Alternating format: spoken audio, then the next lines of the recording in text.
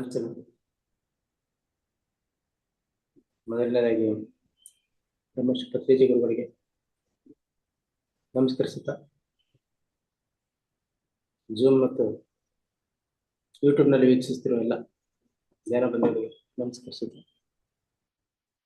ಈ ಧರ್ಮ ಅನ್ನೋದ್ರ ಬಗ್ಗೆ ನೆನೆಯಿಂದ ಪತ್ರಿಜಿ ಗುರುಗಳು ತಿಳಿಸಿದ್ದನ್ನ ತಿಳಿದುಕೊಳ್ತಾ ಇದ್ವಿ.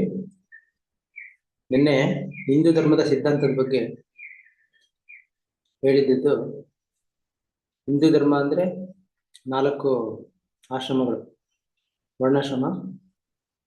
ಅದಕ್ಕೂ ಮೊದಲು ಧರ್ಮ ಅಂದ್ರೆ ಸಾಮಾನ್ಯವಾಗಿ ಏನಂದ್ರೆ ಏನ್ ಮಾಡ್ಬೇಕು ಏನ್ ಮಾಡಬಾರ್ದು ಅಂತ ತಿಳ್ಕೊಳ್ಳೋದೇ ಧರ್ಮ. ಆಮೇಲೆ 4 ವರ್ಣಗಳು ಅಂದ್ರೆ ವರ್ಣಾಶ್ರಮ. ವರ್ಣ ಬೇರೆ, ಆಶ್ರಮ ಬೇರೆ. ವರ್ಣ ಅಂದ್ರೆ ಆತ್ಮಕ್ಕೆ ಸಂಬಂಧಪಟ್ಟಿದ್ದು, ಆಶ್ರಮ ಅಂದ್ರೆ ಶರೀರಕ್ಕೆ ಸಂಬಂಧಪಟ್ಟಿದ್ದು. ವರ್ಣನು 4 ಇದೆ, ಶರಣನು ಆಶ್ರಮನು 4 ಇದೆ. ಸೊ ನಾವು ಇದೆಲ್ಲಾನು ಇದ್ರೂ ಇಲ್ದಂಗೆ ಇರ್ಬೇಕು. ನಾವೆಲ್ಲ ಮಾಡಿದ್ರು ಮಾಡದೇ ಇರೋ ತರ ಇರ್ಬೇಕು. ಇದೆಲ್ಲ ತಿಳ್ಕೊಂಡು ಧರ್ಮನ ಅನುಸರಿಸಿದ್ರೆ ಅವರೇ ಹಿಂದೂಗಳು. ಕೇವಲ ಭಾರತದಲ್ಲಿ ಹುಟ್ಟಿದ್ರೆ ಮಾತ್ರ ಹಿಂದೂಗಳಲ್ಲ. ಆಮೇಲೆ ಅದರಲ್ಲಿ ಶೂದ್ರ, ಬ್ರಾಹ್ಮಣ, ಕ್ಷತ್ರಿಯ, ಶೂದ್ರ, ವೈಶ್ಯ ಅಂತ 4 ವಿಭಾಗಗಳಿರುತ್ತೆ. ಅದರಲ್ಲಿ ಅದ್ಭುತವಾಗಿ ವಿವರಣೆ ಕೊಟ್ಟರು. ಶರೀರ ಸ್ಥಿತಿಯಲ್ಲಿ ಇದ್ದವರು ಮಾತ್ರ ಶೂದ್ರರು, ಶರೀರ ಮನಸ್ಸು ಇದ್ದವರು ವೈಶ್ಯರು, ಮತ್ತೆ ಶರೀರ ಮನಸ್ಸು ಬುದ್ಧಿ ಇರೋರು ಕ್ಷತ್ರಿಯರು, ಕೊನೆಗೆ ಶರೀರ ಮನಸ್ಸು ಬುದ್ಧಿ ಆತ್ಮ 4 ಇರೋರು ಬ್ರಾಹ್ಮಣರು. ಸೊ ಈ ರೀತಿ ಅವರವರ ಸ್ಥಿತಿಗೆ ಅನುಗುಣವಾಗಿ ಧರ್ಮ ಬದಲಾಗ್ತಾ ಇರುತ್ತೆ, ಜೀವಿಸ್ತಾ ಇರ್ತಾರೆ.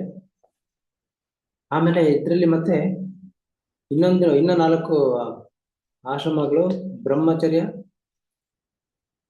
ಗೃಹಸ್ಥ, ವಾನಪ್ರಸ್ಥ, ಸನ್ಯಾಸ. ಈ 4 ಅದ್ಭುತವಾಗಿ ವಿವರಣೆ ಮಾಡಿದ್ರು. ಬ್ರಹ್ಮಚರ್ಯ ಅಂದ್ರೆ ಕೇವಲ ಕಲಿಯೋದು. ಈ ಪ್ರಾಪ್ತ ವಯಸ್ಕರಾಗುವವರಿಗೆ ಚಿಕ್ಕ ವಯಸ್ಸಿನಿಂದ ಅವರು ಎಲ್ಲ ಕೇವಲ ಕಲಿಬೇಕು, ಎಲ್ಲ ವಿದ್ಯೆಗಳು, ಆತ್ಮವಿದ್ಯೆ, ಧ್ಯಾನ ವಿದ್ಯೆ. ಅದನ್ನ ಕಲಿತಿದ್ದನ್ನ ಗೃಹಸ್ಥಾಶ್ರಮದಲ್ಲಿ ಅಭ್ಯಾಸ ಮಾಡಬೇಕು. ಮತ್ತೆ ಗೃಹಸ್ಥಾಶ್ರಮದಲ್ಲಿ ಅವರು ಜೀವನನ ಎಂಜಾಯ್ ಮಾಡಬೇಕು. ಮತ್ತೆ ಇಲ್ಲಿ ಎಲ್ಲರೂ ಮಕ್ಕಳಿಗೆ ಜನ್ಮ ಕೊಡ್ಬೇಕು, ಅವ್ರಿಗೂ ಶರೀರ ಕೊಟ್ಟು ಅವರು ಮುಂದೆ ಅವರ ಪ್ರಯಾಣ ಭೂಲೋಕದಲ್ಲಿ ಆಗ ಅನುಕೂಲ ಆಗ್ಬೇಕು ಅನ್ನೋ ರೀತಿಯಲ್ಲಿ ಮಾಡಬೇಕು. ನಂತರ ಸನ್ಯಾಸಾಶ್ರಮ ಅಲ್ಲ ವಾನಪ್ರಸ್ಥ. ವಾನಪ್ರಸ್ಥ ಅಂದ್ರೆ ಆಗ ಮಕ್ಕಳು ದೊಡ್ಡವರಾಗಿರ್ತಾರೆ, ಯಾವುದೇ ಸಂಬಂಧ ಇರಲ್ಲ ಮಕ್ಕಳಿಗೂ ಮತ್ತೆ ತಂದೆ ತಾಯಿಗಳಿಗೂ. ಸಂಪೂರ್ಣ ಬಂಧನ ಎಲ್ಲ ಕಳಚಿಯಲ್ಲಿ ಅವರು ಸ್ವತಂತ್ರವಾಗಿ ವಾನಪ್ರಸ್ಥ ಅಂದ್ರೆ ವನ, ಕಾಡಿಗೆ ಹೋಗ್ಬೇಕು, ಅಥವಾ ಮನೇನೆ ಕಾಡು ಮಾಡಿಕೊಂಡು ಇಲ್ಲಿ ಧ್ಯಾನವನ್ನ ಹೆಚ್ಚು ಮಾಡಿ ತಪಸ್ಸ ರೀತಿಯಲ್ಲಿ ಮಾಡ್ಬೇಕು. ಗಂಟೆಗಟ್ಟಲೆ ಏನು ನಾವು ಗೃಹಸ್ಥಾಶ್ರಮದಲ್ಲಿ ಎಲ್ಲ ಬೇರೆ ಸಂಸಾರಕ್ಕೆ ಮಕ್ಕಳಿಗೆ ಸಮಯ ಕಳೆದ್ವಿ, ಅಷ್ಟು ಹೆಚ್ಚು ಸಮಯವನ್ನ ದಿನದಲ್ಲಿ ಬಹಳಷ್ಟು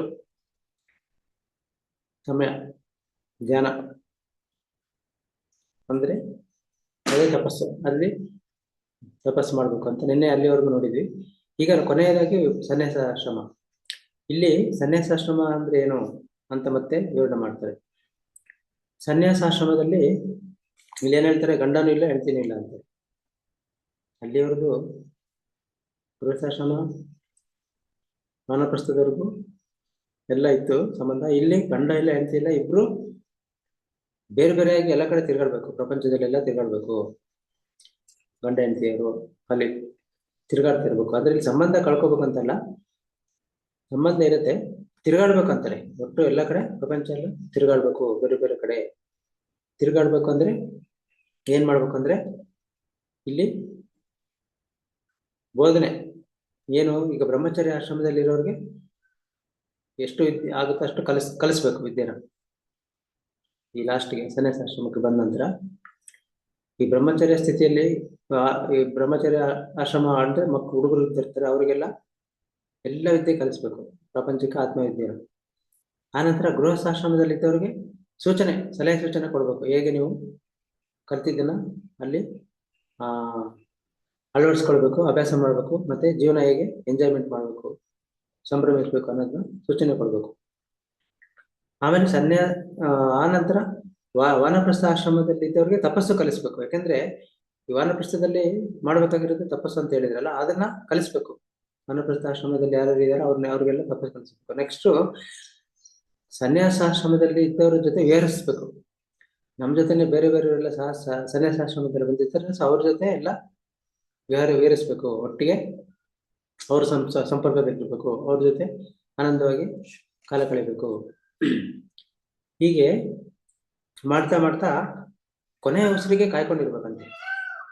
ಇದೆಷ್ಟು ಅದ್ಭುತ ಅಂದ್ರೆ ದೇಹತ್ಯಾಗ ಮಾಡೋಕೆ ಕೊನೆಯ ಉಸಿರು ಆದ್ರೆ ದೇಹತ್ಯಾಗ ಮಾಡೋದಂಗೆ.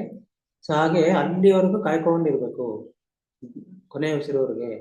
ಅದಕ್ಕೆ ಇದೇ ಸನ್ಯಾಸಾಶ್ರಮ. ಮತ್ತೆ ನಮಗೆ ಗೊತ್ತಾಗ್ಬಿಡುತ್ತೆ ಕೊನೆಯ ಶ್ವಾಸ ಯಾವಾಗ ಬರುತ್ತೆ ಅಂತ ಗೊತ್ತಾಗ್ಬಿಡುತ್ತೆ. ಈ ರೀತಿ ಸಾಧನೆ ಮಾಡಿದ್ದವ್ರಿಗೆ ಅದ್ಯಾವುದು ದೊಡ್ಡ ವಿಷಯ ಅಲ್ಲ. ಅವ್ರಿಗೆ ಗೊತ್ತಾಗುತ್ತೆ ಕೊನೆಯ ಶ್ವಾಸ ಎಲ್ಲಿವರೆಗೂ ಬರುತ್ತೆ, ಅಲ್ಲಿವರೆಗೂ ಕಾಯ್ಬೇಕು.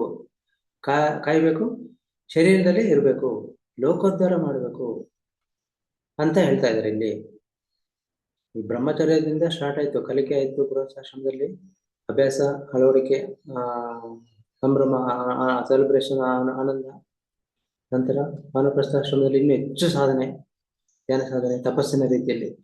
ಕೊನೆಗೆ ಸನ್ಯಾಸಾಶ್ರಮದಲ್ಲಿ ಎಲ್ಲವನ್ನು ಬಿಟ್ಟು ತಿರುಗಾಡೋದು, ವಿದ್ಯೆ ಹೇಳ್ಕೊಡೋದು ಎಲ್ಲರಿಗೂ. ಆಯಾ ಆಶ್ರಮದಲ್ಲಿ ಇದ್ದವ್ರಿಗೆ ತಕ್ಕಂತೆ ಅವರ ಅವಸ್ಥೆ ಸ್ಥಿತಿಗೆ ಅನುಗುಣವಾಗಿ ಅವ್ರಿಗೆಲ್ಲ ಹೇಳ್ಕೊಡ್ತಾ ಸನ್ಯಾಸಾಶ್ರಮದಲ್ಲಿ ಇದ್ದವ್ರ ಜೊತೆ ವಿಹಾರ ಮಾಡ್ತಾ ಕೊನೆಯ ಶ್ವಾಸವರೆಗೂ ಕಾಯ್ಕೊಂಡಿದ್ದು ಶರೀರದಲ್ಲಿದ್ದು ಲೋಕೋದ್ಧಾರ ಮಾಡಬೇಕು. ಅಂದ್ರೆ ಇಲ್ಲಿ ಪಿರಮಿಡ್ ಮಾಸ್ಟರ್ಗಳೆಲ್ಲ ಸನ್ಯಾಸಾಶ್ರಮದಲ್ಲಿ ಇರುವುದರಿಂದ ಊರೂರು ತಿರುಗ್ತಿದ್ದಾರೆ ನೋಡಿ. ಇಲ್ಲಿ ಪಿರಮಿಡ್ ಮಾಸ್ಟರ್ಸ್ಗಳಿಗೆ ಎಷ್ಟೊಂದು ಉನ್ನತವಾದ ಒಂದು ಅದ್ಭುತವಾದ ಒಂದು ಸ್ಥಾನ ಕೊಟ್ಟಿದ್ದಾರೆ. ಮತ್ತು ಅವರ ಕೆಲಸದ ಬಗ್ಗೆ ಎಷ್ಟು ಪತ್ರಿಕೆಯ ಗುರುಗಳು ಹೇಳಿದ್ದಾರೆ ಅಂದ್ರೆ, ತಪಸ್ಸಿನಿಂದ ಮೀರಿದವರು ಎಲ್ಲರೂ ಪಿರಮಿಡ್ ಮಾಸ್ಟರ್ಸ್. ತಪಸ್ಸು 3 ಗೃಹಸ್ಥ, ಬ್ರಹ್ಮಚರ್ಯ, ಗೃಹಸ್ಥ, ವಾನಪ್ರಸ್ಥ ಮೀರಿದ ನಂತರ ಲಾಸ್ಟ್ಗೆ ತಪಸ್ಸಿನ ರೀತಿ ಎಲ್ಲ ಅಭ್ಯಾಸ ಮಾಡಿ ಧ್ಯಾನವನ್ನು ಕೊನೆಗೆ ಬಂದಿರದೆ ಎಲ್ಲ ಕಡೆ ತಿರುಗಾಡ್ತಾ ಇದ್ದಾರೆ. ಸೊ ಇವರೆಲ್ಲ ಪಿರಮಿಡ್ ಮಾಸ್ಟರ್ಸ್ ಅಂತ ಅದ್ಭುತವಾಗಿ ತಿಳಿಸ್ತಾ ಇದ್ದಾರೆ. ಈಗ ಸಾಕಷ್ಟು ಜನ ಪಿರಮಿಡ್ ಮಾಸ್ಟರ್ಸ್ ಹಾಗೆ ಮಾಡ್ತಾ ಇರೋದು, ಎಲ್ಲ ಕಡೆ ಹೋಗಿ ಹೋಗಿ ಹೋಗಿ ಪ್ರಚಾರ ಮಾಡೋದು. ಅದೇ ಕೊನೆಯ ಹಂತ, ಆತ್ಮದ ಹಂತ. ಕಲಿಕೆ ಆಗಿದ ನಂತರ, ಕಲಿಸಿದಾದ ನಂತರ ಕಲಿಸುವುದು ಹೇಗೆ ಅಂತ ತಿಳ್ಕೊಂಡು ನಂತರ ಕಲಿಸುವ ಹಂತ, ಕೊನೆಯ ಹಂತ. ಸತ್ಯಲೋಕಕ್ಕೆ ಹೋಗುವ ಹಂತ. ಮತ್ತೆ ಬುದ್ಧತ್ವ, ಹರಿಯಂತ ಬೋಧಿಸತ್ವ ಬುದ್ಧತ್ವದ ಹಂತ. ಹರಿಯಂತ ತಾನೇ ತಿಳ್ಕೊಳ್ಳೋದು, ಧ್ಯಾನ ಮಾಡೋದು ಒಬ್ಬನೇ. ಬೋಧಿಸತ್ವ ತನ್ನ ಹತ್ರ ಇದ್ದವ್ರಿಗೆ ಮಾತ್ರ ಹೇಳೋದು, ಮುಟ್ಲವ್ರಿಗೆ. ಬುದ್ಧ ಎಲ್ಲ ಕಡೆ ತಿರುಗಿ ಹೇಳೋದು. ಸೊ ಪಿರಮಿಡ್ ಮಾಸ್ಟರ್ಸೇ ಬುದ್ಧರು ಅಂತ ಸಾಕಷ್ಟು ಹೇಳಿದ್ದಾರೆ. ಇಲ್ಲಿ ಹೇಳ್ತಿದ್ದಾರೆ ಕೊನೆಯ ಹಂತದಲ್ಲಿರುವ ಸನ್ಯಾಸತ್ವ ಹಂತದಲ್ಲಿರೋರು. ಇಲ್ಲಿ ತಿಳ್ಕೊಳ್ಬೇಕಾಗಿರೋದು ಸನ್ಯಾಸತ್ವ ಅಂದ್ರೆ ಬೇರೆ ರೀತಿಯಲ್ಲಿ ಸನ್ಯಾಸತ್ವ ಅಲ್ಲ, ಅಥವಾ ಸಂಸಾರ ತ್ಯಾಗ ಅಲ್ಲ. ಇಲ್ಲಿ ಮುಖ್ಯ ಉದ್ದೇಶ ಹೇಳ್ತಾ ಇರೋದವರು ಎಲ್ಲ ಕಡೆ ಪ್ರಚಾರ ಮಾಡೋದು. ಅದಕ್ಕೆ ಆ ಅರ್ಥದಲ್ಲಿ ಹೇಳಿದ್ರು, ಪ್ರಚಾರ ಮಾಡಬೇಕು, ಲೋಕೋದ್ಧಾರ ಮಾಡಬೇಕು, ಧ್ಯಾನ. ಈಗ ಆಲ್ರೆಡಿ ಪಿರಮಿಡ್ ಮಾಸ್ಟರ್ಸ್ಗಳು ಮಾಡ್ತಾ ಇದ್ದಾರೆ ಎಲ್ಲ ಕಡೆ ಧ್ಯಾನ ಸೇವೆ, ಧ್ಯಾನ ಪ್ರಚಾರ, ಎಲ್ಲ ಕಡೆ ಧ್ಯಾನ ಯಜ್ಞಗಳು. ಮೈಸೂರು ದಸರಾ, ಧ್ಯಾನ ದಸರಾ, ಹಾಗೆ ಪ್ರತಿ ಕಡೆನೂ ಧ್ಯಾನ ಯಜ್ಞಗಳು, ಸಸ್ಯಾಹಾರಿ ರ್ಯಾಲಿಗಳು, ಹಾಗೆ ಮತ್ತೆ ಬೇರೆ ಬೇರೆ ಕಡೆ ಧ್ಯಾನ ತರಗತಿಗಳು, ಎಲ್ಲ ಕಡೆ ಹೋಗಿ ಹೇಳ್ಕೊಡೋದು ಹೇಳ್ತಾ ಇದೀವಲ್ಲ. ಸೊ ಹಾಗಾಗಿ ಇಲ್ಲಿ ಪಿರಮಿಡ್ ಮಾಸ್ಟರ್ಸ್ ಮಾಡ್ತಾ ಇರೋದು. ಆಮೇಲೆ ಇದಾದ ನಂತರ ವರ್ಣಾಶ್ರಮ ಬರುತ್ತೆ. ಇಷ್ಟೊತ್ತು ನಾವು ಆಶ್ರಮ ಅಂದ್ರೆ ಶರೀರ ಸ್ಥಿತಿ ಬಗ್ಗೆ ತಿಳ್ಕೊಂಡ್ವಿ. ವರ್ಣಾಶ್ರಮದಲ್ಲಿ ವರ್ಣ ಬೇರೆ, ಆಶ್ರಮ ಬೇರೆ. ವರ್ಣ ಅಂದ್ರೆ ಆತ್ಮ ಸ್ಥಿತಿ, ಆಶ್ರಮ ಶರೀರ ಸ್ಥಿತಿ ಬಗ್ಗೆ 4 ತಿಳ್ಕೊಂಡ್ವಿ. ಈಗ ವರ್ಣಕ್ಕೆ ಬರ್ತಾರೆ. ವರ್ಣಾಶ್ರಮದಲ್ಲಿ ಹೇಗೆ ಅಂದ್ರೆ 4 ಸ್ಥಿತಿಗಳು, ಅದೇ ಬ್ರಾಹ್ಮಣ, ಕ್ಷತ್ರಿಯ, ವೈಶ್ಯ, ಶೂದ್ರ. ಈಗ ಮೊದಲು ಈ ಪೂರ್ಣಾತ್ಮನಿಂದ ಅಂಶಾತ್ಮವಾಗಿ ನಾವು ಪ್ರಪ್ರಥಮವಾಗಿ ನಮ್ಮ ಪ್ರಯಾಣ ಭೂಲೋಕದಲ್ಲಿ ಪ್ರಾರಂಭ ಮಾಡ್ತೀವಿ, ಒಂದು ಆತ್ಮವಾಗಿ. ಆಗ ಫಸ್ಟ್ ಸ್ಟಾರ್ಟಿಂಗ್ ಜನ್ಮಗಳು ಶೂದ್ರರಾಗಿ, ಕೇವಲ ಶರೀರ ಅಂದ್ಕೊಂಡು, ಈ ಪ್ರೈಮರಿ ಸ್ಕೂಲಲ್ಲಿ ಹೇಗೆ ಮಕ್ಕಳು ಇರ್ತಾರೋ ಹಾಗೆ. ಅಲ್ಲೇನು ಕೇವಲ ತಿನ್ನೋದು, ಮಲ್ಗೋದು, ಎದ್ದೇಳೋದು ಅಷ್ಟೇ. ಬೇರೆ ಏನಿಲ್ಲ ಅಲ್ಲಿ. ಶರೀರಕ್ಕೆ ಸಂಬಂಧಪಟ್ಟ ಕಾರ್ಯಗಳು ಮಾತ್ರ. ಈಗ ಪ್ರೈಮರಿ ಸ್ಕೂಲ್ ಚಿಕ್ಕ ಮಕ್ಕಳುಗಳು ಹಾಗೇನೆ, ಆ ಮಕ್ಳಿಗೆ ಏನು ಇಲ್ಲ ತಿನ್ಸೋದು ಅವ್ರಿಗೆ, ಆಮೇಲೆ ಸುಮ್ಮನೆ ಅವ್ರಿಗೆ ನಿದ್ದೆ ಬಂದಾಗ ಮಲಗಿಸೋದು ಮತ್ತೆ ಎದುರಿಸೋದು. ಪ್ರೈಮರಿ ಸ್ಕೂಲ್ ಮಕ್ಕಳು ಅಷ್ಟೇ ಮಾಡ್ತಾರೆ, ಹೆಚ್ಚು ಏನಿರೋದಿಲ್ಲ ಮಕ್ಕಳು ತರ. ಸೊ ಇದು ಚಿಕ್ಕ ಮಕ್ಕಳು ತರ, ಇದು ಕೂಡ ಒಂದು ಶೂದ್ರರಾಗಿ ಫಸ್ಟ್ಗೆ ಜನ್ಮ ತಗೊಂಡಾಗ ಸ್ಟಾರ್ಟಿಂಗ್ ಇರೋ ಜನ್ಮಗಳು. ಅಂದ್ರೆ ಇಲ್ಲಿ ಈ ಸಾಮಾನ್ಯವಾಗಿ ಶೂದ್ರ ಅಂದ್ರೆ ಕೀಳು ಮಟ್ಟದವರು ಅಂತ ನಮ್ಮ ಹಿಂದಿನಿಂದ ಕೆಲವೊಂದು ಸಂಪ್ರದಾಯದವರು, ಕೆಲವೊಂದು ಪಂಗಡದವರು ಮೇಲು ಕೀಳೆಲ್ಲ ಮಾಡ್ಕೊಂಡು ಬಂದು ಅದೊಂದು ಬೇರೆನೇ ಕತೆ. ತುಂಬಾ ಶೋಷಣೆಗಳ ಒಳಗಾಗಿ ತುಂಬಾ ಕೀಳುಮಟ್ಟದಲ್ಲಿ ನೋಡಿ ತುಂಬಾ ತುಂಬಾ ಎಲ್ಲ ಅವ್ಯವಸ್ಥೆ ಎಲ್ಲ ಆಗೋಗಿದೆ ಹಿಂದೂ ಧರ್ಮಗಳಲ್ಲಿ, ಕೆಲವೊಂದು ಲೋಪದೋಷಗಳು. ಅದಕ್ಕೆ ಇಲ್ಲಿ ಏನ್ ಹೇಳ್ತಿದ್ದಾರೆ, ಶೂದ್ರ ಅಂದ್ರೆ ಆ ರೀತಿ ಅರ್ಥದಲ್ಲಿ ಕೀಳು ಅನ್ನೋದಲ್ಲ, ಕೀಳಲ್ಲ, ಕಡಿಮೆಯವರಲ್ಲ, ಕೆಳಮಟ್ಟದವರಲ್ಲ, ಇದು ಶರೀರಕ್ಕೆ ಸಂಬಂಧಿಸಿದವರು ಅಂತ ಅರ್ಥ ಅಷ್ಟೇ ಮಾತ್ರ. ಸೊ ಇಲ್ಲಿ ಯಾರು ಕಡಿಮೆ ಇಲ್ಲ, ಯಾರು ಹೆಚ್ಚು ಅಲ್ಲ, ಎಲ್ಲ ಚಿಕ್ಕ ಮಕ್ಕಳಿದ್ದ ಹಾಗೆ. ಈಗ ಆಗ ತಾನೇ ಜನಿಸಿದವರು ಶೂದ್ರ ಅಂದ್ರೆ ಕೆಲವೇ ಜನ್ಮ ತೆಕ್ಕೊಂಡವರು, ಸ್ವಲ್ಪ ಜನ್ಮಗಳು. ನಮ್ಗೆ ಈಗ ಧ್ಯಾನಕ್ಕೆ ಬರ್ಬೇಕಂದ್ರೆ 400 ಜನ್ಮ ಬೇಕು, 500 ಜನ್ಮ ಬೇಕು ಅಂತ ಕೂಡ ಕೇಳ್ಕೊಂಡಿದ್ದೀವಿ. ಹಂಗೆ ಲೆಕ್ಕದಲ್ಲಿ ನೋಡಿದ್ರೆ ಕೆಲವೇ ಜನ್ಮ ಒಂದು 50 ಜನ್ಮ ತಗೊಂಡಿರ್ಬೋದು ಸ್ಟಾರ್ಟಿಂಗ್ ಅಲ್ಲಿ ಆತ್ಮ ಫಸ್ಟ್. ಸೊ ಹಾಗೆ ಸ್ಟಾರ್ಟಿಂಗ್ ಸ್ವಲ್ಪ ಜನ್ಮ ತಗೊಂಡವ್ರು ಮಾತ್ರ ಶೂದ್ರರು. ಸ್ವಲ್ಪ ನಂತರ ಎಕ್ಸ್ಟ್ರಾ ಸ್ವಲ್ಪ ಮತ್ತೆ ಕೆಲವು ಹೆಚ್ಚಿಗೆ ಜನ್ಮಗಳು ಸೇರ್ಕೊಂಡು ಹೋಗುತ್ತೆ. ಸೇರ್ತಿದ್ದಂಗೆ ಅವರಿಗೆ ಅರ್ಥ ಆಗುತ್ತೆ, ಇನ್ನೊಂದಷ್ಟು ಜನ್ಮಗಳು ತಗೊಂಡಾಗ ಇನ್ನೊಂದು 50-100 ತಗೊಂಡ್ರೆ ಜನ್ಮಗಳು ಶರೀರ ಅಲ್ಲ ಮನಸ್ಸು ಸಹ ಅಂತ ತಿಳಿಯುತ್ತೆ ಅವ್ರಿಗೆ. ಆಗ ಶರೀರ ವಿದ್ಯೆ ಜೊತೆ ಮನೋವಿದ್ಯೆಯನ್ನ ತಿಳ್ಕೊಳ್ತಾರೆ, ಕಲಿತ್ಕೊಳ್ತಾರೆ. ಶೂದ್ರರು ಶರೀರದಿಂದ ಸೇವೆ ಮಾಡ್ತಾರಂತೆ, ಆದ್ರೆ ವೈಶ್ಯರು ಮನಸ್ಸಿನಿಂದಲೂ ಸೇವೆ ಮಾಡ್ತಾರೆ.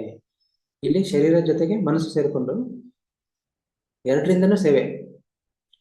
ಶೂದ್ರರು ಮಾಡೋ ಸೇವೆ ಕೇವಲ ಶರೀರದಿಂದ, ಮನಸ್ಸಿರಲ್ಲ. ವೈಶ್ಯರು ಎರಡು ಸೇರಿಸ್ಕೊಂಡು ಶರೀರ ಮನಸ್ಸು, ಯಾಕೆಂದ್ರೆ ವ್ಯಾಪಾರ ಅನ್ನೋದು ಮನಸ್ಸಿನಿಂದ ಸೇವೆ ಮಾಡುವುದು. ಅದಕ್ಕೆ ವೈಶ್ಯರು ಶರೀರ ಮನಸ್ಸು ಎರಡರಿಂದನೂ ಸೇರಿ ಸೇವೆ ಮಾಡ್ತಾರೆ. ಇದು ವೈಶ್ಯ ಅನ್ನೋ ಸ್ಥಿತಿ. ಆತ್ಮ ಇನ್ನ ಬಂದಿಲ್ಲ ಅಲ್ಲಿ, ಬುದ್ಧಿಮತ್ತ ಆತ್ಮ, ಕೇವಲ ಮನಸ್ಸು ಶರೀರ ಇದೆ. ಸೊ ಈ ಹಂತ ಆಯ್ತು.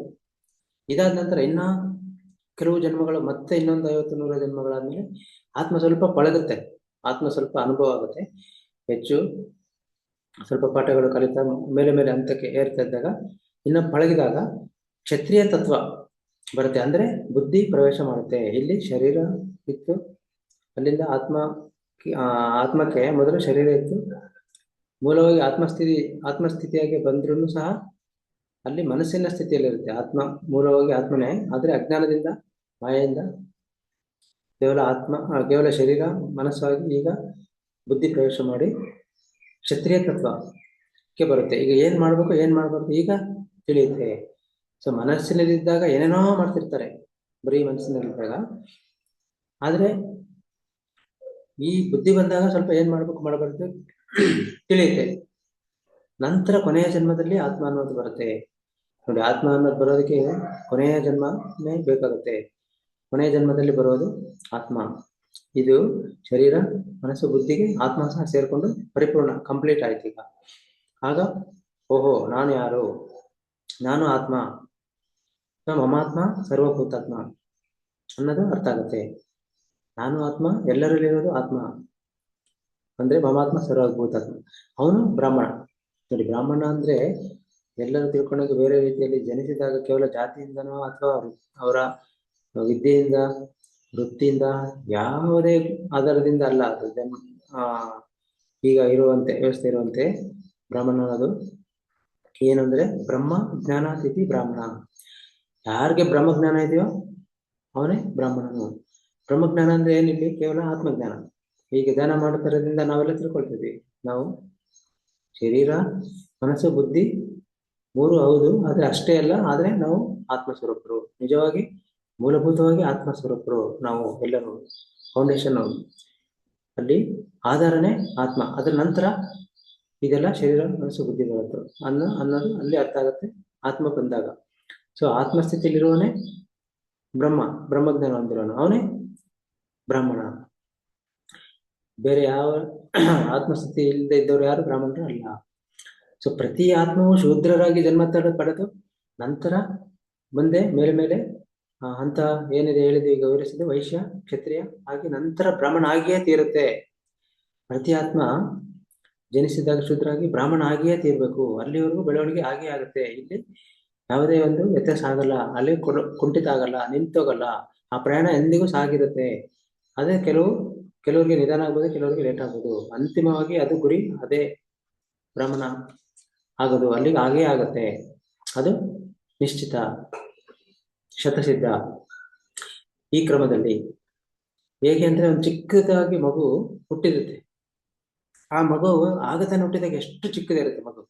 ಹಾಗೆ ದಿನಗಳು, ತಿಂಗಳು, ವರ್ಷಗಳು ಕಳೆದಂಗೆ ಹೇಗೆ ನಮ್ಮ ಕಣ್ಮುಂದೆ ನೋಡ್ತಾನೆ ಹೇಗೆ ದೊಡ್ಡದಾಗ್ಬಿಡುತ್ತೆ. ನಾವೇನು ಅನ್ಬಿಟ್ಟು ನೋಡಿದೀವಿ. ಚಿಕ್ಕ ಮಗು, ಈಗ ನಮ್ಗೆ ಜನಿಸಿದ ಮಗುನ ನೋಡಿದಾಗ ನಮ್ ಕಣ್ಮುಂದೆ ನೋಡ್ತಾ ಈಗಾಗ್ಲೇ ನಾವೀಗ 50 ವರ್ಷದವರಾದಾಗ ನಮ್ಗೆ ಮಕ್ಳು ನಮ್ಗಿಂತ ದೊಡ್ಡದಾಗಿ ಬೆಳೆದು ಅವ್ರ ಮದುವೆಯಾಗಿ ಅವ್ರಿಗೆ ಮಕ್ಳಾಗೋದು, ಹೇಗೆ ಆ ರೀತಿ ಸಣ್ಣ ಮಗುವಿನಿಂದ ಹೇಗೆ ಕಣ್ಮುಂದೆ ನೋಡ್ತಾನೆ ಬೆಳೆದ್ಬಿಡುತ್ತೆ, ಮಕ್ಳು ಬೆಳಿತಾರೋ ಹಾಗೆ ಕೂಡ ಆತ್ಮಕ್ಕೂ ಅದೇನೆ ಅವಸ್ಥೆ. ಹೇಗೆ ನಾವು ಚಿಕ್ಕ ಮಗುವಿನಿಂದ ಅದಕ್ಕೆ ಬೇರೆ ಬೇರೆ ಅಂತ ಇನ್ಫ್ಯಾಂಟ್ ಸೋಲು ಸಹ ಇನ್ಫ್ಯಾಂಟ್ ಸೋಲ್ ಅಂತ ಫಸ್ಟ್, ಮತ್ತೆ ಬೇಬಿ ಸೋಲು, ಮತ್ತೆ ಚೈಲ್ಡ್ ಸೋಲು, ಅಡೋಲೆಸೆಂಟ್ ಸೋಲು, ಮೆಚೂರ್ಡ್ ಸೋಲು, ಟ್ರಾನ್ಸೆಂಡೆಂಟಲ್ ಸೋಲ್, ಓಲ್ಡ್ ಸೋಲ್, ಇನ್ಫೈನೈಟ್ ಸೋಲ್. ನೋಡಿ, ಈಗ ಆತ್ಮಕ್ಕೂ ಇಷ್ಟೊಂದು ಹಂತಗಳು. ಮಗುವಿನಿಂದ ವೃದ್ಧಾಪ್ಯದವರೆಗೆ ಬೇರೆ ಬೇರೆ ಬೇರೆ ಅಲ್ಲಿ ಹೇಳ್ತಾರೆ. ಚಿಕ್ಕ ಮಗುವಾದ ಒಂದು ಹಂತ, ನಂತರ ಸ್ವಲ್ಪ ದೊಡ್ಡದಾದ್ಮೇಲೆ ಮತ್ತೆ ಸ್ವಲ್ಪ ಶಿಶು, ಬಾಲ್ಯ, ಮತ್ತೆ ಅಲ್ಲಿ ತಾರುಣ್ಯ, ಮತ್ತೆ ಪ್ರೌಢ, ಮತ್ತೆ ಸ್ವಲ್ಪ ಮಧ್ಯವಯಸ್ಕ, ಮತ್ತೆ ವೃದ್ಧ, ಅದರ ನಂತರ ಇನ್ನ ಸ್ವಲ್ಪ ಪೂರ್ತಿ ವೃದ್ಧರಾಗೋದು. ಆ ಥರ ಎಲ್ಲ ಇದು ಇಷ್ಟೊಂದು ಇನ್ಫೈನೈಟ್ ಸೋಲ್. ಕೊನೆಗೆ ಇನ್ಫೈನೈಟ್ ಸೋಲ್ ಅಂದ್ರೆ ಅಲ್ಲಿ ಪೂರ್ಣ ಆತ್ಮ ಕಡೆಗೆ ಸಂಪೂರ್ಣವಾಗಿ ಆತ್ಮಸ್ಥಿತಿಯಲ್ಲಿ ಈಗ ಹೀಗೆ ಬೆಳೆಯುತ್ತೆ ಆತ್ಮ. ಸೊ ಇದೆಲ್ಲ ಅರ್ಥ ಮಾಡ್ಕೊಳ್ದೆ ಹೋದ್ರೆ ಯಾವ ಸ್ಥಿತಿಯಲ್ಲಿ ಏನ್ ಮಾಡ್ಬೇಕು ಅನ್ನೋದೇ ನಮ್ಗೆ ಅರ್ಥ ಆಗಲ್ಲ. ಮಾನವ ಜೀವನ ಕುರಿತು ಕೂಲಂಕಷವಾಗಿ ಹೇಳುವುದೇ ಹಿಂದೂ ಧರ್ಮ. ಹಿಂದೂ ಧರ್ಮ ಅಂದ್ರೆ ಈಗ ಹೇಳ್ತಿದ್ರೆ ಈ ಮಾನವ ಜೀವನ ಕುರಿತು ಎಲ್ಲ ವಿವರವಾಗಿ ಈಗ ಏನ್ ಹೇಳಿದಾರೆ ಎಲ್ಲ ಸ್ಥಿತಿಗಳು ಇದು ಎಷ್ಟೊತ್ತು ಏನ್ ಹೇಳಿದ್ರು ನಿನ್ನೆ ಮತ್ತೆ ಇವತ್ತು ತಿಳ್ಕೊಂಡ್ವಿ. ಇದನ್ನ ಹೇಳೋದೇ ಹಿಂದೂ ಧರ್ಮ. ಶೂದ್ರ ಅಂದ್ರೆ ಕಡಿಮೆ ಅಲ್ಲ, ಬ್ರಾಹ್ಮಣ ಅಂದ್ರೆ ಹೆಚ್ಚು ಅಲ್ಲ. ಈಗ ಮಗು ಅಂದ್ರೆ ಕಡಿಮೆ ಅಥವಾ ವೃದ್ಧ ಅಂದ್ರೆ ಹೆಚ್ಚು ಅಂತ ಅಲ್ಲ. ಎರಡು ಅಸಂಗತ, ಎರಡು ಒಂದಕ್ಕೊಂದು ವಿರುದ್ಧವಾದ ವಿಷಯ. ಚಿಕ್ಕವರೇ, ದೊಡ್ಡವರೇ, ಮುದುಕರೇ. ಹೇಗೆ ನಾವು ಮಕ್ಕಳಿಗೆ ಅಥವಾ ದೊಡ್ಡವ್ರಿಗೆ ನಾವು ಯಾವುದೇ ವ್ಯತ್ಯಾಸ ಮಾಡೋದಿಲ್ಲ, ಭೇದ ಭಾವ ಮಾಡಲ್ಲ. ಮಕ್ಳು ಅಂದ ತಕ್ಷಣ ಅವ್ರನ್ನ ಕಡಿಮೆ ಅಂತನೋ ಅಥವಾ ವಯಸ್ಸಾದವ್ರನ್ನ ಹೆಚ್ಚು ಅಂತನೋ ತಿಳ್ಕೊಳ್ಳಲ್ಲ. ಎಲ್ಲರಿಗೂ ನಾವು ಮಗುನು ಪ್ರೀತಿಸ್ತೀವಿ, ವಯಸ್ಸಾದವ್ರಿಗೂ ಪ್ರೀತಿಸ್ತೀವಿ ಸಮವಾಗಿ. ಆದ್ರಿಂದ ಯಾರು ಕಡಿಮೆ ಅಥವಾ ಹೆಚ್ಚು ಅಲ್ಲ, ಎಲ್ಲಾನು ಒಂದೇ. ಆದ್ರೆ ಸ್ಥಿತಿಗಳು ಬೇರೆ, ಅಷ್ಟು ಬಿಟ್ರೆ ಅಲ್ಲಿ ಯಾವುದೇ ಹೆಚ್ಚಿನ ಒಂದು ಅವ್ರಿಗೆ ಗೌರವ ಬೆಲೆ ಕೊಡೋದು ಏನೂ ಅಲ್ಲ, ಕಡಿಮೆ ಅನ್ನೋದು ಅಲ್ಲ, ಒಂದೇ ಸಮ, ಈಕ್ವಾಲಿಟಿ ಅನ್ನೋದನ್ನ ಇಲ್ಲಿ ಅತ್ಯದ್ಭುತವಾಗಿ ಪತ್ರಿಜಿ ಗುರುಗಳು ಹೇಳ್ತಾ ಇದ್ದಾರೆ. ಇಡೀ ಪ್ರಪಂಚಕ್ಕೆ ಇದನ್ನ ನಾವು ಕೊಡ್ಬೇಕಾಗಿದೆ. ಬರೀ ಹಿಂದೂ ಧರ್ಮ ಒಂದೇ ಅಲ್ಲ, ಎಲ್ಲಾ ಧರ್ಮಗಳಲ್ಲೂ. ಈಗ ನಮ್ಗೆ ಈ ಭಾರತ ಸಂವಿಧಾನ ಅಂತ ಮಾಡಿದ್ರೆ ಎಲ್ಲಾ ದೇಶಗಳು ಒಂದೊಂದು ಅವ್ರವ್ರ ಸಂವಿಧಾನ ಇಟ್ಕೊಂಡ್ಬಿಟ್ಟಿದ್ದಾರೆ. ಆ ಸಂವಿಧಾನದಲ್ಲಿ ಕಾನೂನಲ್ಲಿ ಹೇಳಿದ್ರು ಎಲ್ಲರೂ ಈಕ್ವಾಲಿಟಿ ಅಂತ ಒಂದು ಆರ್ಟಿಕಲ್ ಇದೆ ಕಾನ್ಸ್ಟಿಟ್ಯೂಷನ್ ಅಲ್ಲಿ, ಭಾರತ ಸಂವಿಧಾನದಲ್ಲಿ. ಮೊನ್ನೆ ತಾನೇ ಸ್ವಾತಂತ್ರ್ಯ ದಿನಾಚರಣೆ ಆಚರಿಸ್ಕೊಂಡ್ವಿ.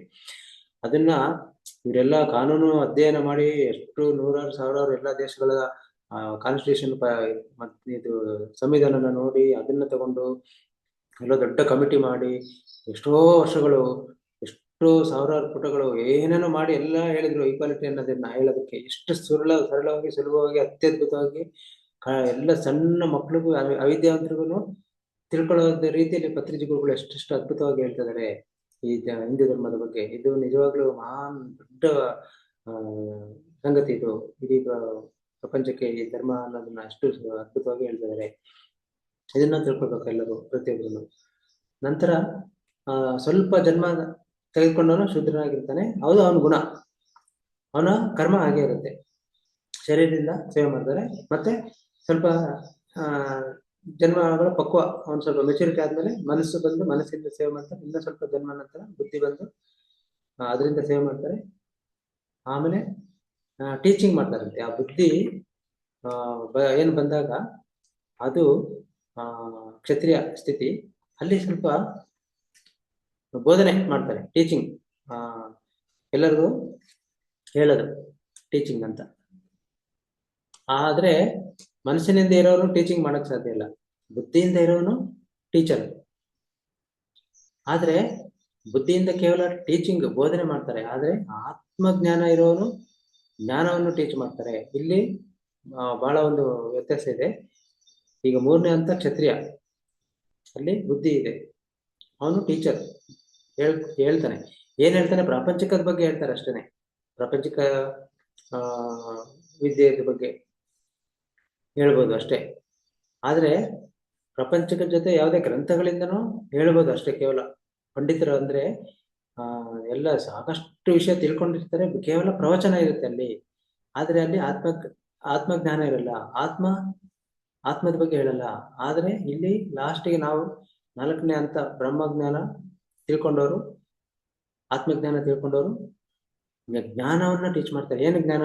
ಆತ್ಮಜ್ಞಾನವನ್ನು, ಧ್ಯಾನದ ಜ್ಞಾನವನ್ನು ಬೋಧಿಸ್ತಾರೆ, ಹೇಳ್ತಾರೆ ಎಲ್ಲ ಕಡೆ. ಅದಕ್ಕೆ ಸಾಮಾನ್ಯವಾಗಿ ಯಾರಾದ್ರೂ ಬೈಯುವಾಗ ಏನೋ ನಿನಗೆ ಬುದ್ಧಿ ಜ್ಞಾನ ಇಲ್ವಾ ಅಂತ ಅಂತಿರ್ತಾರೆ. ಬುದ್ಧಿ ಜ್ಞಾನ ಇಲ್ವಾ ಅಂದ್ರೆ ಅಂತ ಬೈತಿರ್ತಾರೆ, ನಿನಗೆ ಸ್ವಲ್ಪನೂ ಬುದ್ಧಿ ಜ್ಞಾನ ಇಲ್ವಾ ಅಂತ.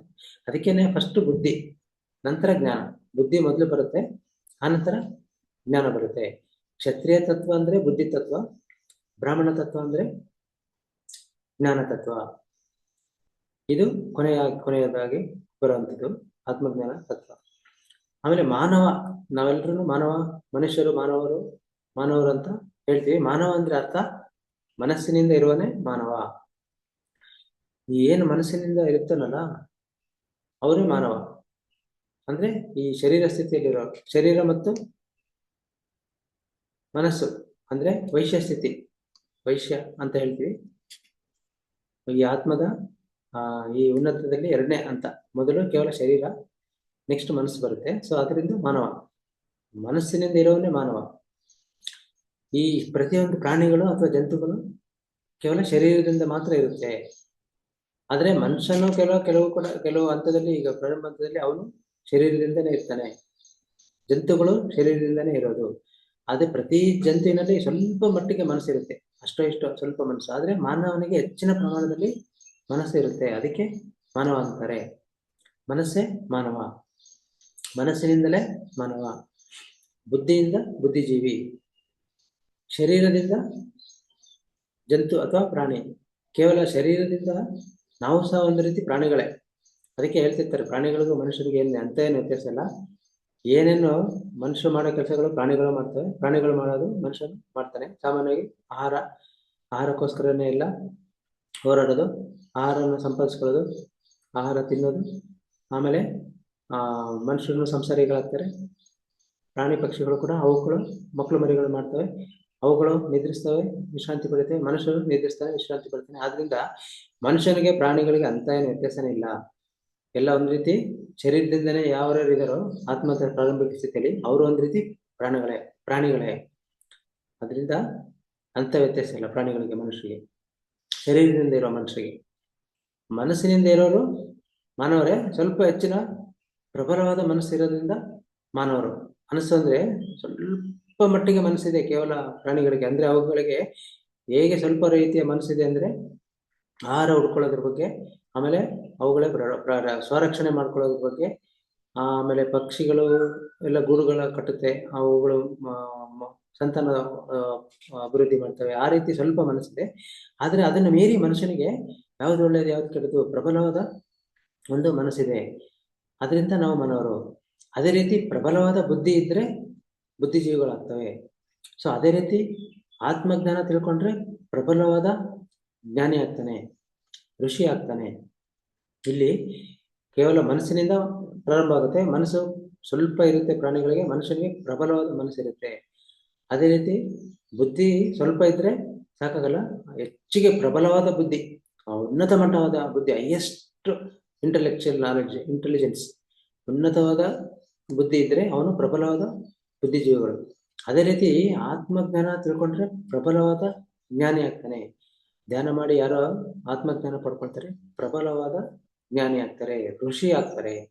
ಸೊ ಈಗ ಹೇಳ್ತಾರೆ ಕೊನೆಗೆ ನೋಡಿ, ಪಿರಮಿಡ್ ಮಾಸ್ಟರ್ಸ್ಗಳು ಆಗುತ್ತಾರೆ. ಪಿರಮಿಡ್ ಮಾಸ್ಟರ್ಸ್ಗಳೇ ಈ ರೀತಿ ಪ್ರಬಲವಾದ ಆತ್ಮಜ್ಞಾನ ತಿಳಿದುಕೊಂಡು ಒಂದು ಪ್ರಬಲವಾದ ಜ್ಞಾನಿಗಳಾಗಿ ಋಷಿಗಳು ಆಗಿರೋರೆಲ್ಲ ಪಿರಮಿಡ್ ಮಾಸ್ಟರ್ಸ್ಗಳೇ. ಸೊ ಇವರೇ ನಾನು ನಿನ್ನೆ ಹೇಳಿದೆ, ಕೊನೆಗೆ ಬರ್ತಾರೆ ಪತ್ರಿಜಿಗಳು ಪಿರಮಿಡ್ ಮಾಸ್ಟರ್ಸ್ಗಳಿಗೇನೆ ಎಲ್ಲ ವಿಷಯದಲ್ಲೂ, ಎಲ್ಲ ಪ್ರವಚನದಲ್ಲಿ, ಎಲ್ಲ ವಿಷಯ ಬೋಧನೆ ಮಾಡ್ತಾ ಮಾಡ್ತಾ ಕೊನೆಗೆ ಬರ್ತಾರೆ. ಅದನ್ನ ಪಿರಮಿಡ್ ಮಾಸ್ಟರ್ಸ್ಗಳಿಗೆ ಅದನ್ನ ಹೋಲಿಕೆ ಮಾಡ್ತಾರೆ ಪತ್ರಿಜಿ ಗುರುಗಳು. ಪಿರಮಿಡ್ ಮಾಸ್ಟರ್ಗಳೇ ಈ ರೀತಿ ಅಂತ ಎಲ್ಲ ಉನ್ನತ ಸ್ಥಾನದಲ್ಲಿರೋರು, ಬುದ್ಧತ್ವದಲ್ಲಿರೋರು, ಮತ್ತೆ ಬ್ರಾಹ್ಮಣ ತತ್ವದಲ್ಲಿರೋರು, ಬ್ರಹ್ಮಜ್ಞಾನಿಗಳಾಗಿರೋರು, ಮತ್ತೆ ಒಬ್ಬ ಋಷಿಗಳಾಗಿರೋರು. ಆದ್ರಿಂದ ಪಿರಮಿಡ್ ಮಾಸ್ಟರ್ಸ್ಗಳಿಗೆಲ್ಲ ನನ್ನ ಒಂದು ನಮಸ್ಕಾರಗಳು. ಸೊ ಎಲ್ಲ ಪಿರಮಿಡ್ ಮಾಸ್ಟರ್ಸ್ಗಳಿಗೆ ಅದ್ಭುತವಾಗಿ ಒಂದು ನಮಸ್ಕಾರಗಳನ್ನ ತಿಳಿಸಿದ್ದಾರೆ ಪತ್ರಿಜಿ ಗುರುಗಳು. ಮತ್ತೆ ಪಿರಮಿಡ್ ಮಾಸ್ಟರ್ಸ್ಗಳೇ ಈ ಸನ್ಯಾಸಾಶ್ರಮದಲ್ಲಿದ್ದು ಎಲ್ಲ ಕಡೆ ಬೋಧನೆ ಮಾಡ್ತಾ ಇರುವ ಒಂದು ಉನ್ನತ ಸ್ಥಿತಿಯಲ್ಲಿರೋರು ಕೂಡ ಪಿರಮಿಡ್ ಮಾಸ್ಟರ್ಸ್ಗಳಂತ. ಬಹಳ ಪಿರಮಿಡ್ ಮಾಸ್ಟರ್ಗಳು ಒಂದು ಉನ್ನತವಾದ ಸ್ಥಾನ. ಸೊ ಹಾಗಾಗಿ ನಾವು ಪಿರಮಿಡ್ ಮಾಸ್ಟರ್ಸ್ಗಳು ಪ್ರತಿಯೊಂದು ಈ ವಿಷಯದನ್ನ ತಿಳ್ಕೊಂಡು ನಂತರ ಅದನ್ನ ಹೆಚ್ಚು ನಾವು ಸಾಧನೆ ಮಾಡಿ ನಮಗೆ ಗೊತ್ತಾಗಿದೆ ಇವಾಗ ಯಾವ ಸ್ಥಿತಿಯಲ್ಲಿ ಏನೇನಿದೆ, ಏನೇನು ಮಾಡ್ಬೇಕು ಅಂತ ಎಲ್ಲವನ್ನು ನಾವು ಅರ್ಥ ಮಾಡ್ಕೊಂಡ್ರೆ ನಾವು ಯಾವ ಸ್ಥಿತಿಯಲ್ಲಿ ಇದೀವಿ ಅಂತ ಕೂಡ ನಮಗೂ ಅರ್ಥ ಆಗುತ್ತೆ. ಇದು ಪ್ರತಿಯೊಬ್ಬರಿಗೂ ಒಂದು ಅದ್ಭುತವಾದ ಒಂದು ಜ್ಞಾನ, ಮತ್ತೆ ಸಾಧನೆ, ಮತ್ತೆ ಅಳವಡಿಕೆ ಮತ್ತೆ ಉನ್ನತಿ ಸಾಧಿಸೋಕ್ಕೆ ಒಂದು ಅತ್ಯದ್ಭುತವಾದ ಜ್ಞಾನ ಮಾರ್ಗ. ಸೊ ಇಷ್ಟು ನಮ್ಮ ಹಿಂದೂ ಧರ್ಮದ ಬಗ್ಗೆ ಅದ್ಭುತವಾಗಿ ಪತ್ರಿಜಿ ಗುರುಗಳು ತಿಳಿಸ್ಕೊಂಡಿರೋದನ್ನ ನಿನ್ನೆ ಮತ್ತೆ ಇವತ್ತು 2 ದಿನ ಹೇಳಿದೀವಿ. ಇದನ್ನ ಮತ್ತೆ ಕೇಳಿ ಮತ್ತೆ ಮನನ ಮಾಡಿಕೊಂಡು ನಾವು ಅದನ್ನ ಅಳವಡಿಸ್ಕೊಂಡು ಅದನ್ನು ನಾವು ಹೆಚ್ಚು ಸಾಧನೆ ಮಾಡಿ ಅನುಭವಪೂರ್ವಕವಾಗಿ ನಾವು ತಿಳಿದುಕೊಂಡು ಹೆಚ್ಚು ಧ್ಯಾನ ಸಾಧನೆ, ಹೆಚ್ಚು ಸ್ವಾಧ್ಯಾಯ, ಹೆಚ್ಚು ಸತ್ಸಂಗ, ಹೆಚ್ಚಿನ ಧ್ಯಾನ ಪ್ರಚಾರ, ಧ್ಯಾನ ಸೇವೆ, ಈ ರೀತಿ ಎಲ್ಲವನ್ನು ಅಳವಡಿಸ್ಕೊಂಡು ಇನ್ನೂ ಹೆಚ್ಚು ಹೋಗ್ತಾನೆ ಇರ್ಬೇಕು. ಇದು ಕೊನೆ ಅನ್ನೋದಿಲ್ಲ. ಈಗಾಗಲೇ ಹೇಳಿದಂಗೆ ಏನು ಮಾಡ್ಬೇಕು, ಕೊನೆಯ ಉಸಿರು ಇರೋವರೆಗೂ ನಾವು ಕಾಯ್ಬೇಕು. ಎಲ್ಲರೂ ಏನೋ ಒಂದಕ್ಕೆ ಕಾಯ್ತಾ ಇರ್ತೀವಿ ನಾವು. ಪ್ರತಿಯೊಂದು ದಿನ ಯಾವುದೋ ಒಂದು ಕೆಲಸ ಆಗ್ಲಿ ಅಂತನೋ, ಇನ್ಯಾರೋ ಒಂದು ಭೇಟಿ ಆಗ್ಲಿ ಅಂತನೋ, ಅಥವಾ ಇನ್ನೇನೋ ಒಂದು ವಿಷಯಕ್ಕೋ, ಏನೋ ಒಂದು ವಸ್ತುವಿಗೋ, ಅಥವಾ ಏನೋ ಒಂದು ಘಟನೆಗೆ, ಏನೋ ಒಂದು ಅಭಿವೃದ್ಧಿಗೆ ಕಾಯ್ತೀವಿ ನಾವು. ಪ್ರತಿಯೊಬ್ರು ಯಾವುದಕ್ಕಾದ್ರೂ ಒಂದು ಕಾಯ್ತಾ ಇರ್ತಾರೆ. ಕಾಯೋದೇ ಕೆಲಸ ಪ್ರತಿಯೊಬ್ರು. ವೇಟಿಂಗ್, ಪ್ರತಿ ಜೀವನದಲ್ಲಿ ಪ್ರತಿ ಕ್ಷಣ ವೇಟ್ ಮಾಡ್ತಿರ್ತೀವಿ ಬೇರೆ ಬೇರೆ ವಿಷಯಗಳಿಗೆ. ಆದ್ರೆ ಇಲ್ಲಿ ಕಾಯ್ಬೇಕಾಗಿರೋದು ಕೊನೆ ಶ್ವಾಸಕ್ಕೆ, ಕೊನೆ ಉಸಿರಿಗೆ. ಅದು ಕೂಡ ನಮ್ಗೆ ಗೊತ್ತಾಗುತ್ತೆ ಯಾವಾಗ ಬರುತ್ತೆ ಅಂತ. ಅಲ್ಲಿವರೆಗೂ ನಾವೇನ್ ಮಾಡ್ಬೇಕು, ಎಲ್ಲ ಕಡೆ ತಿರುಗ್ಬೇಕು. ಎಲ್ಲ ಕಡೆ ತಿರುಗಿ ಲೋಕ ಸೇವೆ ಅಂದ್ರೆ ಧ್ಯಾನ ಸೇವೆ ಮಾಡ್ಬೇಕು. ಇದೊಂದು ಪತ್ರಿಜಿಗಳ ಅದ್ಭುತವಾದ ಸಂದೇಶ. ಸೊ ಇಷ್ಟೊತ್ತು ಈ ವಿಷಯನ ಹೇಳೋದಕ್ಕೆ ಅವಕಾಶ ಮಾಡಿಕೊಟ್ಟ PSS ಮೈಸೂರು ಮತ್ತೆ ಅನಿತಾ ಮತ್ತೆ ಜನಬಸ ಸರಿಗೆ ನಮಸ್ಕರಿಸಿದ, ಮತ್ತು ಯೂಟ್ಯೂಬ್ Zoom ನಲ್ಲಿ ವೀಕ್ಷಿಸಿದ ಎಲ್ಲ ಆತ್ಮ ಬಂಧುಗಳಿಗೆ ನನ್ನ ನಮಸ್ಕಾರಗಳು. Thank you masters.